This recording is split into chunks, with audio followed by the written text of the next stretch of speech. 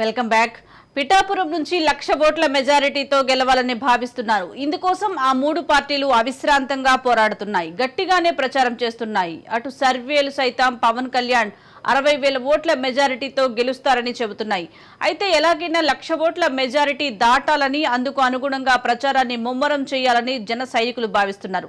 ఇప్పటికే జనసేన స్టార్ క్యాంపెయినర్లు పిఠాపురంలో రంగంలోకి దిగారు. బుల్లితెర నటులతో పాటు జబర్దస్త్ కళాకారులు పెద్ద ఎత్తున ప్రచారం చేస్తున్నారు. ఈ తరుణంలో మరో ఆసక్తికర ఘటన చోటు చేసుకుంది. మెగా కాంపౌండ్ వాల్ నుంచి ఒక్కొక్కరుగా వచ్చి పవన్ కోసం ప్రచారం చేస్తున్నారు. తాజాగా మెగా హీరో వరుణ్ తేజ్ పిఠాపురంలో ప్రచారం సాగించారు. మరోవైపు సాయి ధరమ్ తేజ్ తో పాటు వైష్ణవ్ తేజ్ కూడా వచ్చి త్వరలోనే ప్రచారం చేస్తారని వార్తలు వినిపిస్తున్నాయి.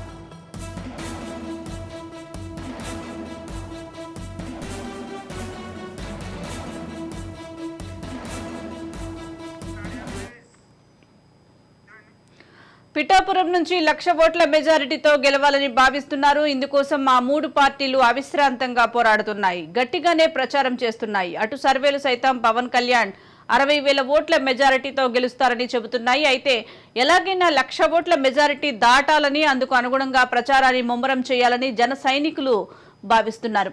ఇప్పటికే జనసేన స్టార్ క్యాంపెయినర్లు పిఠాపురంలో రంగంలోకి దిగారు. బుల్లితెర నటులతో పాటు జబర్దస్త్ కళాకారులు పెద్ద ఎత్తున ప్రచారం చేస్తున్నారు.